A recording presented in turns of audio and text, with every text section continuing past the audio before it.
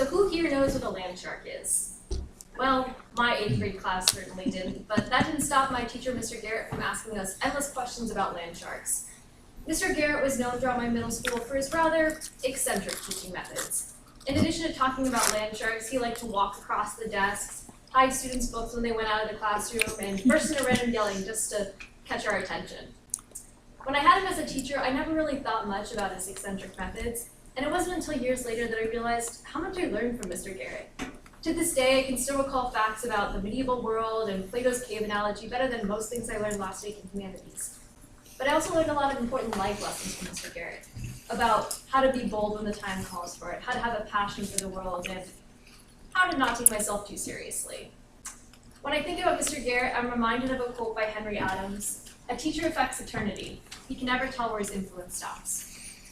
I'm sure we all have people like that in our lives, whether they be teachers or role models or parents, who made a profound impact on the people we are today. These are the kind of people that have invested their time in us, showed us what a good role model looks like, and helped us pursue our dreams.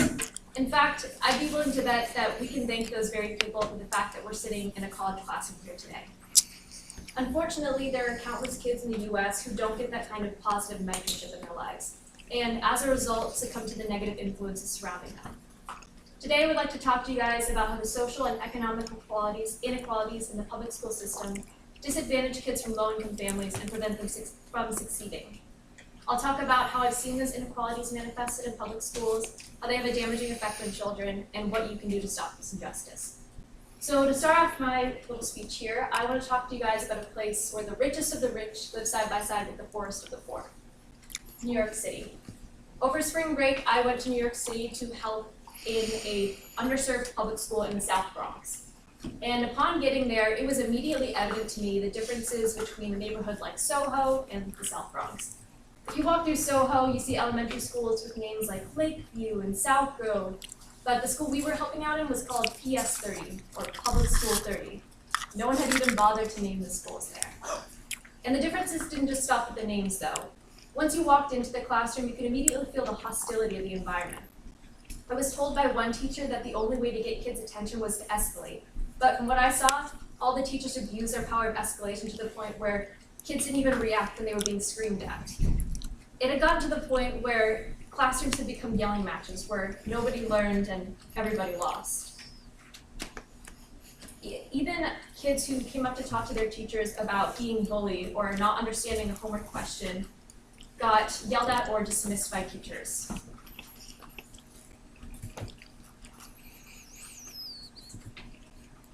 Due to time and financial constraints, the school had absolutely no budget for the arts and no time for the students to go outside and play on recess, and PE was kept to one 30-minute session per week. In addition, the school itself was unsafe for kids. In a study done by journalists at DNA Info earlier this year, lead levels in Bronx public schools tested 16 times higher than those in Flint, Michigan. Even though the EPA considers water with lead levels at 15 ppb dangerous enough to have serious developmental consequences on children, water in one Bronx public school tested as high as 442 ppb. And all of these inequalities and differences really do affect children. Psychologists did a study in the 80s in what is known as a class divided, where they went into an elementary school and they divided kids by eye color. And kids with blue eyes were given special privileges, they were allowed to go out to recess early, they were given praises by their teachers, and kids with brown eyes were forced to wear these really embarrassing collars and were treated like they were inferior. And over the course of one school day, the kids with brown eyes started acting out in class, performing worse on tests, and behaving like they truly were inferior to their blue-eyed counterparts. And we can see these kind of things manifested in the Bronx. In studies done by the New York Daily News from 2014 to 2016, the Bronx had the highest rate of teen pregnancy and abortion, an unemployment rate that was twice the national average, and the highest incarceration rate in all of New York. So obviously there's something unjust about a school system that prepares people to go into these lives of crime and poverty. So what can we as Pepperdine students do to combat this system of injustice? Well, the first thing you can do is you can talk to your local officials. So according to an article titled School Finance by Ed Central, one of the leading causes of educational disparity amongst public schools is the use of property taxes to fund public schools.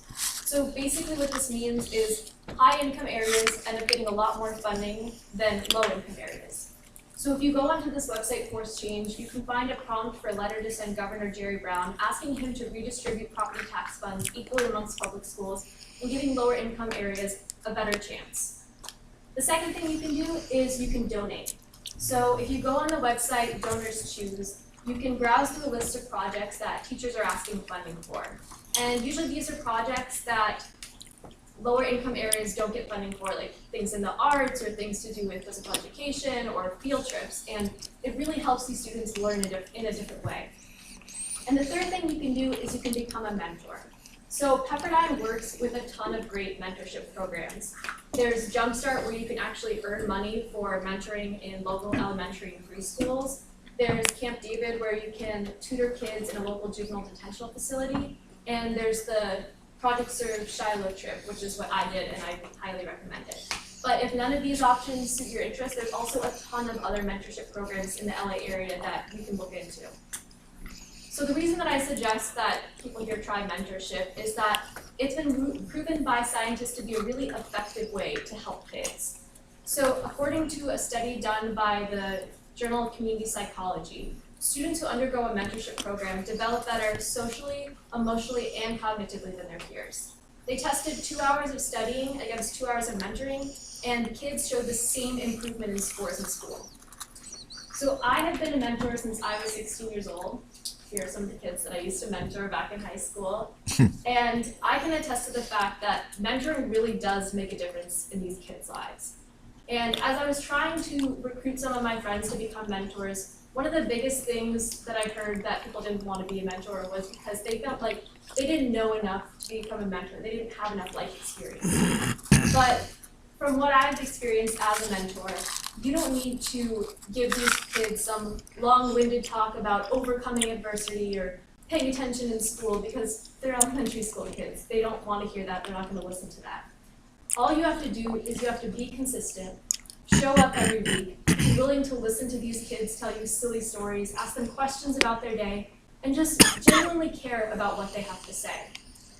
From my experience, what they're looking for is just some adult in their life to care for them and be interested in them. And that was enough that they started investing in their own lives, that they started paying attention in school, respecting their parents, being kind to each other, because they realized they deserve to be the kind of people that acted that way. So what have we talked about today? Well, we've talked about how the educational disparities in the public school system really disadvantage kids from low-income families by not providing them positive mentors in their lives. But we also talked about how there's a solution to this, which is to step up and become the mentors that show them a new way of life. And if you guys will indulge me for a second, I would like everyone to take a moment and just imagine. What kind of a mentor could you be? Maybe you can use your passion for sports to teach some kid to play football. And that'll be what inspires them to work hard in school so they can play in the school team. Or maybe you'll just joke around with the kid, and while it seems like nothing to you, it'll be the bright spot that gets them through a really tough week. Or maybe you'll just show someone some kindness, and other children will see that and start emulating that kindness in their lives. Or maybe you'll even be the Mr. Garrett that these kids talk about years from now in their very own college classroom. Thank you.